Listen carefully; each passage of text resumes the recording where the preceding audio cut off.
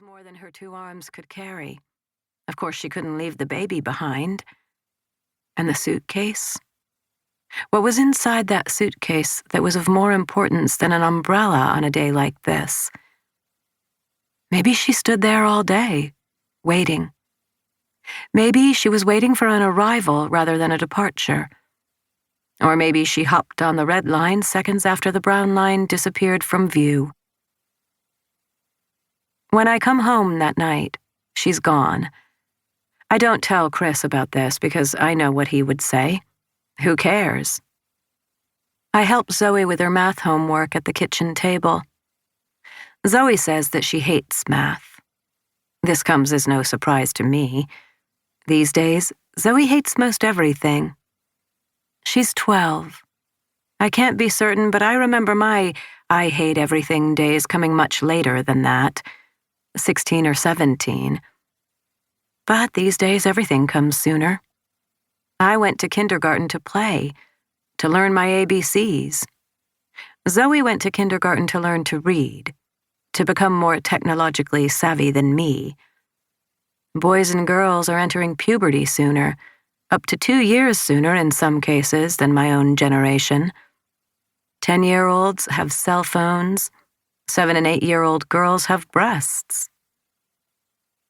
Chris eats dinner and then disappears to the office, as he always does, to pore over sleepy, coma-inducing spreadsheets until after Zoe and I have gone to bed. The next day she's there again. The girl. And again it's raining.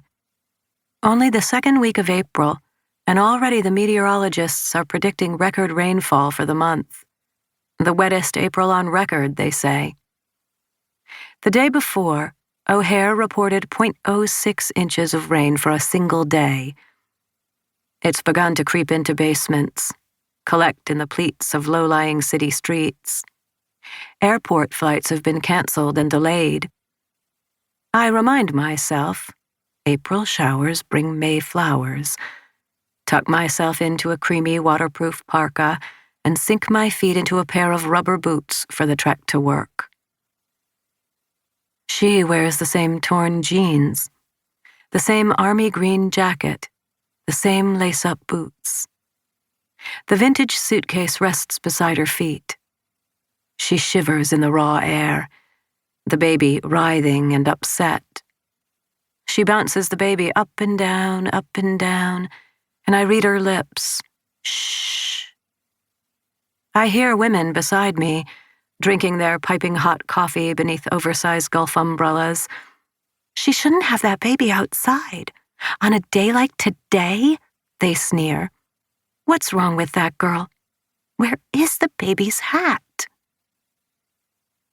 The Purple Line Express soars past. The Brown Line rolls in and stops, and the do-nothings file their way in like the moving products of an assembly line. I linger, again, wanting to do something, but not wanting to seem intrusive or offensive.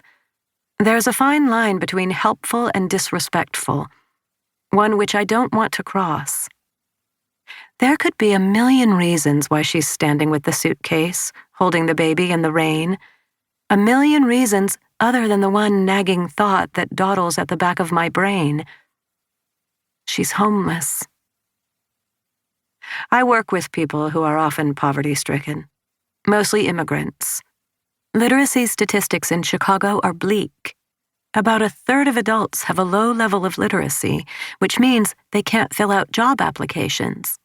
They can't read directions or know which stop along the L track is theirs.